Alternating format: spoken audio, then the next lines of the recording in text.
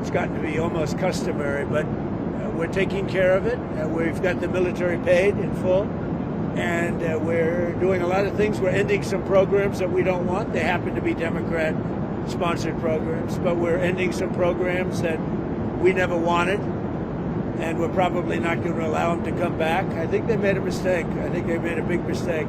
This is really a Schumer shutdown because he's become sort of irrelevant, and he wants to make himself relevant again. And in terms of the politics of this historic peace deal that we're on the way to go sign right now, you would think it's good for everybody, but at a rally this weekend, they were cheering for you and they were booing Netanyahu. What's up with that? I don't know, but we're going to make everybody happy.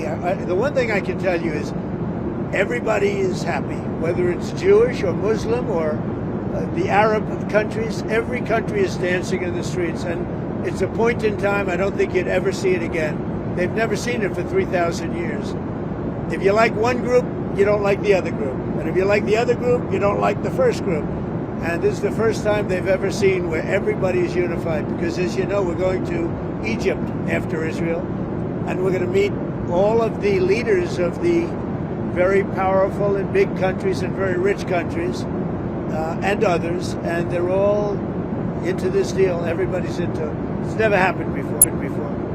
So I would say this is a lot tougher, but we'll see how it all works out. Mr. President, Benjamin Netanyahu, the Prime Minister, has not gone so far as to say the war is over. In your view, is the war over? The war is over.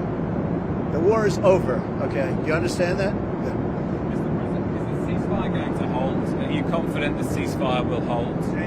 Are you confident that the ceasefire is going to hold? I think so. I think it's going to hold.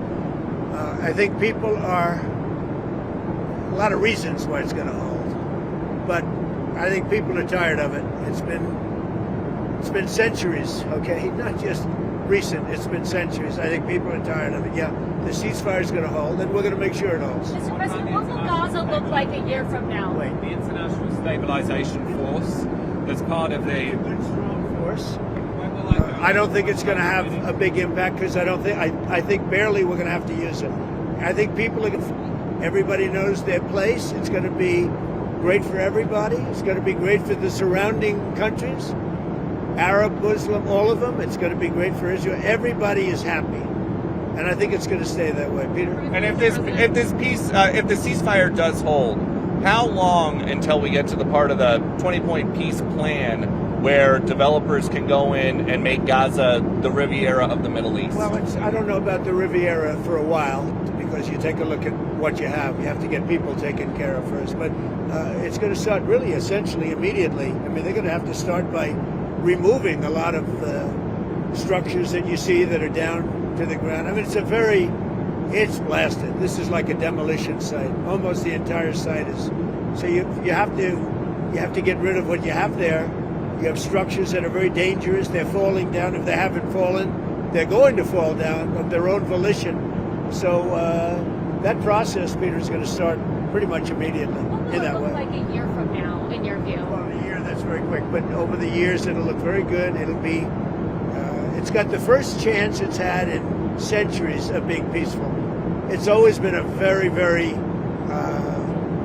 strange area. It's always been loaded up with problems, religious problems, problems like no other place probably in the world.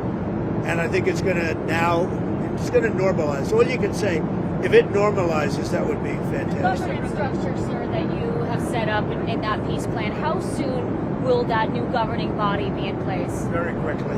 And everybody wants to be a part of it. You're talking about the Board of Peace? That's right. Everybody wants to be a part of it. I've had calls from all of the leaders of countries. They all want to be a part. I mean, the leaders themselves, they're not going to send somebody. They want to be a part of it. Do you know who's going to be a part of it? I do. Can you share? No, not yet. It's a little early. Tony Blair. Have you spoken to Tony Blair about it since the... Have you spoken to Tony Blair about it? Yeah, but you know, I want to find out that Tony would be popular with all, because I just don't know that. And I like Tony. I've always liked Tony, but I want to find out that he's an acceptable choice to everybody. What guarantees have you been able to give to both the Israelis and the Arab countries? We have a lot of guarantees. And we have a lot of verbal guarantees too. And I don't think they're going to want to disappoint me. I have a lot of verbal guarantees that aren't down in writing, but they were given to me, and I believe they're going to be held very strongly. That's why I think it's going to be successful. Hi, good to see you. Good to see you, Mr. President. Thank you. Good to see you. I'm sure you've seen reports of Hamas rearming, instituting themselves as a Palestinian police force, shooting rivals. What is your message? Where they are standing, because they do want to stop the problems, and they've been open about it, and we gave them approval for a period of time. You have to understand, they've lost probably 60,000 people. That's a lot of retribution. They've lost 60,000 people, and the ones that are living right now were, in many cases, very young when this all started. And we are having them watch that there's not going to be big crime or some of the problems that you have when you have areas like this that have been literally demolished. You know, you have 2 million people, and probably it'll be less than that, but you have close to 2 million people going back to buildings that have been demolished. And a lot of bad things can happen. So we want it to be safe. I think it's going to be fine. Mr. President, Who knows for sure, Katie? But I think it's going to be fine. Mr. President? Yes. Hi. What is the latest that you've heard about the hostages, when they will be released? Do you expect to meet with any of them? The hostages might be even a little early, but I don't want to say that. So they have the hostages. I understand all 20, and we may get them out a little bit early. Getting them was amazing, actually, because we were involved, and they were in places that you don't want to know about. Deep. do you know Some of the top Biden administration folks who were there, like Antony Blinken, seem to want some credit for the peace deal. Blinken says it's good that President Trump adopted and built on the plan that the Biden administration developed. What do you think about that? Everybody knows it's a joke. Look, they did such a bad job. This should have never happened. This wouldn't have even happened. That was weak leadership, terrible. And the same thing with Russia, Ukraine. If just a decent president, not a great president like me, not a great president. If a decent president was in, you wouldn't have had the Russia-Ukraine. And this is, I would say, even more so. This was bad policy by Biden and by Obama. Remember when Bibi came and he begged that you not do what they were doing with Iran? You remember that, right? Begged them. And they wouldn't even listen to him. Everything they did was the opposite what you should have done. And it's nice that they try and take a little credit. That was years ago, and the mistakes were made years ago, and it was both by Biden and Obama. And so what did you do so differently? Because I know a lot of it was behind the scenes. So what did you do so much differently than Joe Biden to end the war? I resonated with the Arab leaders, the Muslim leaders, and the Jewish leaders. For whatever reason, you tell me why. You know, he said that in my first news conference, I answered more questions of him than Biden did in 4 years. And I think that's pretty close to being true. No, there were no Pinocchios in the fact check. That's right. Mr. President, your relationship with Prime Minister Netanyahu has been through some ups and downs. Yeah. You had to get a little tough on him. Where is that relationship now, and can you tell us about it? Very good. He just put me up for the Nobel Prize. So, you know, I don't know what it means with the Nobel Prize, but he put me up yesterday for the Nobel Prize that I should get it. So, I mean, I think it's very good. Has he made commitments to you personally about moving forward to the next phase of peace? Look, let me tell you, he's a wartime president. He did a very good job. I had some disputes with him, and they were quickly settled. I can tell you that. But as far as I'm concerned, I think he's done a great job. I think he was the right person at this time. You know, look, it's been this way for centuries. You know, we're not talking about for 10 years, for 5. It's been this way for centuries. And he did a great job. And working with me, he was fantastic. Now, working with Biden, no good. They didn't get along, and they had the opposite, because Biden and Obama backed Iran.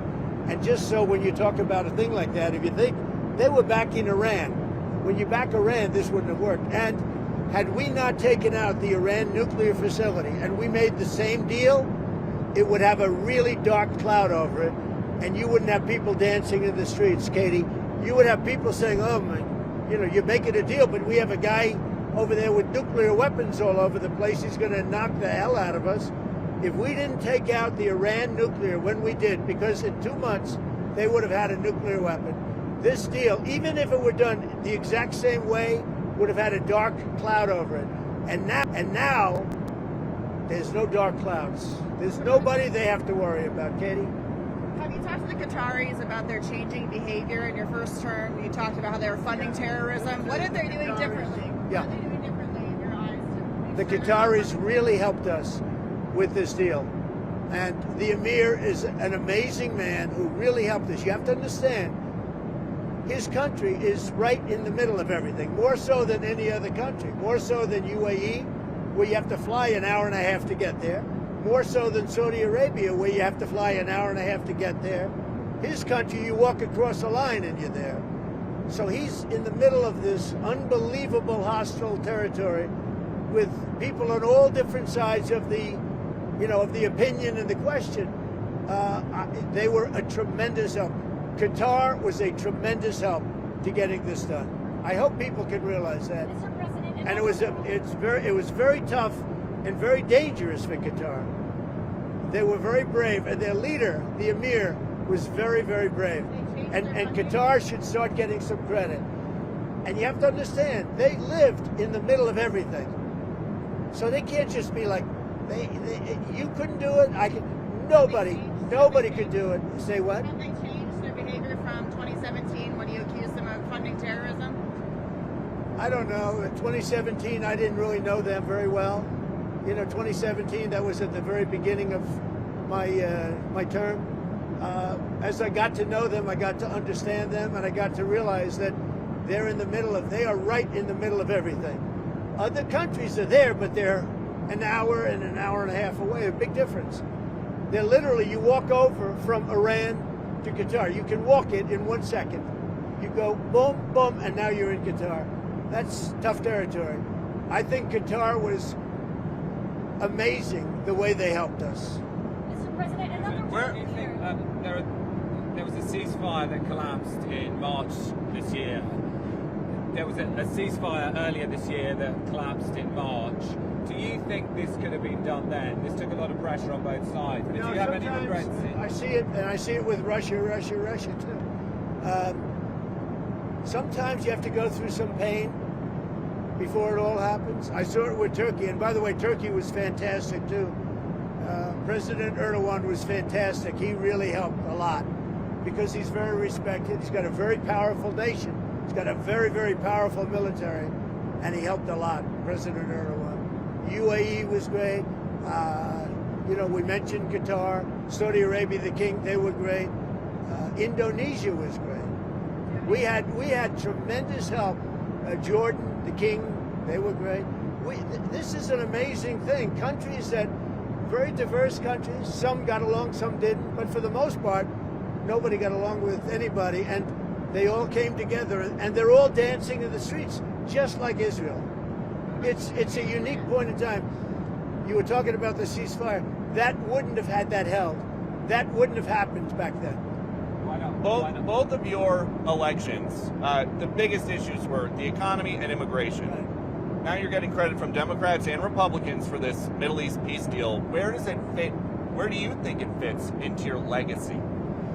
Well, look, this will be my 8th war that I've solved. And I hear there's a war now going between Pakistan and Afghanistan. I said, I'll have to wait till I get back. I'm doing another one because I'm good at solving wars. I'm good at making peace. And it's an honor to do it. I saved millions of lives. Millions of lives. Now, in all fairness to the Nobel Committee, it was for 2024. And it was picked for 2024. But there are those that say you can make an exception because a lot of things happened during 25 that are done and complete and great. But I did this not for Nobel. I did this for saving lives. I mean, we've saved millions of lives. Think about India, Pakistan. Think about some of the wars that were going on for years, we had one going for 31, one going for 32, one going for 37 years, with millions of people being killed in every country. And I got every one of those done, for the most part, within a day. It's pretty good. One of the world leaders said What do you think you can take from these negotiations and this peace process into Moscow and try to end the Russia-Ukraine? Well, I think what you can take is that never give up. Just never give up. You know, last week they killed over 7,000 soldiers, mostly soldiers, and a little bit more, frankly, Russian soldiers than Ukraine soldiers last week. But think of it, every week they're losing from 5,000 to 7,000 soldiers. It's ridiculous. And I thought that would be one of my easier ones. I mean, when you settle something that's been going on for 31 and 32 years, that's, in theory, a lot harder than setting, something that's been going on for 3 years. But this is a war going on for 3 years, should have never started. Frankly, I give Ukraine credit for doing so well. I mean, they're good fighters. They're very good fighters. I really think that President Putin would look great if he got this settled. And I think he's going to settle it, but we're going to see. And if he doesn't, it's not going to be good for him. President Xi of China, you've been truthing about another world leader. You said not to worry about China, but he's been putting out some tough statements in regards to your tariffs, sir. Are you planning to speak with him? When's the last time you spoke? Well, he's putting out tough statements because we are taking in hundreds of millions of dollars, not only from China, from other countries. We've become a wealthy country again, and the tariffs have given us a diplomatic strength. They've given us negotiating strength. I settled a few of the wars just based on tariffs. I said, as an example, with India and with Pakistan, I said, if you guys want to fight a war and you have nuclear weapons, I'm going to put big tariffs on you both, like 100%, 150, and 200%. No, don't do that. I said, I'm putting tariffs. I had that thing settled in 24 hours. If I didn't have tariffs, you could have never settled that war. You said November You knew 1st. that better than anybody. You said November McGee. 1st, more tariffs on China. Are you Well, considering she asked a walking lot that of back? questions. Who are you with? I'm Politico, Dasha Burns, sir. Oh, you're Dasha Politico. Politico's gone bad. They've been so wrong about everything. Politico. Politico has been so wrong about everything. Let's get somebody else to ask questions. You want? Is that all right? Do you plan on meeting with Xi now when you go to Asia in a couple of weeks? Well, you saw the statement I put out that he had a bad day. Right. And I think we're going to be fine with China. Look, I have a great relationship with President Xi. He's a very tough man. He's a very smart man. He's a great leader for their country. He's a great leader. And I have a great relationship with him. I think we'll get it set. I know what happened. I really understand what happened. And I'm not even saying he's wrong. But then we met him with something much tougher than what he did to us. Again, because of the tariffs, it's much tougher. Would you ever visit Gaza?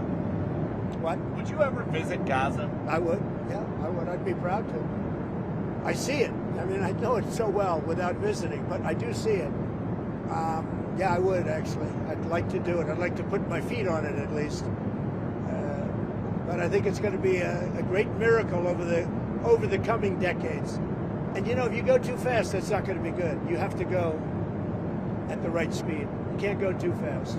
President, Who are you with? I'm BBC, Tom Bateman, BBC, with the radio call. Thank you.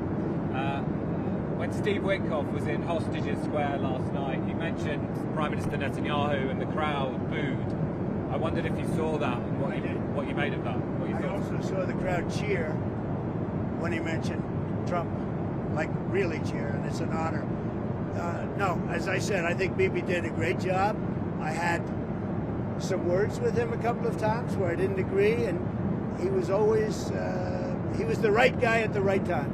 But are you confident, because many Palestinians will be concerned that after the hostages are handed over, that Israel might restart the war for some reason? I'm not worried about anything. I think we have a great deal, and it's a great deal for everybody. A great deal is a deal where everybody's happy. And every country, they're dancing in the streets. That's a great deal. It's a unique period in time. So, President, November 1st, 100% tariffs on China is what you said. Is that still the plan? Yeah, right now it is. Yeah, let's see what happens. For me, you know what November 1st is? An eternity. November 1st is an eternity for me. So there's For somebody else, it's right around the corner. For me, when I hear November 1st, it's an eternity. Go ahead. You had talked a couple weeks ago, you were doing an interview, and you talked about how you hope to end the war in Ukraine because it might help you get into heaven. How does this help? Does this help? I mean, I'm being a little cute. I don't think there's anything going to get me in heaven. Okay, I really don't. I think I'm not maybe heaven bound.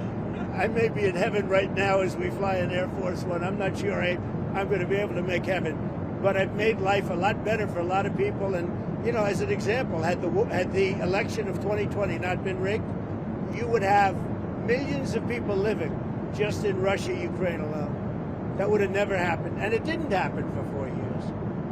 And I knew Putin very well. It was the apple of his eye. That all the things I've said would have never happened. We had an incompetent administration. We had an incompetent president. And because of a crooked election, millions of people are dead. And by the way, the Israeli thing was much harder to get settled because of the past administration. Okay? Rest, enjoy yourselves, say hello to your boss, and I'll see you guys, right? Good. Sir, before you go, can you tell us about your conversations with President Zelensky? Did you talk about We had a very good conversation this morning and yesterday. And he basically would like to, as you know, we are not sending any weapons.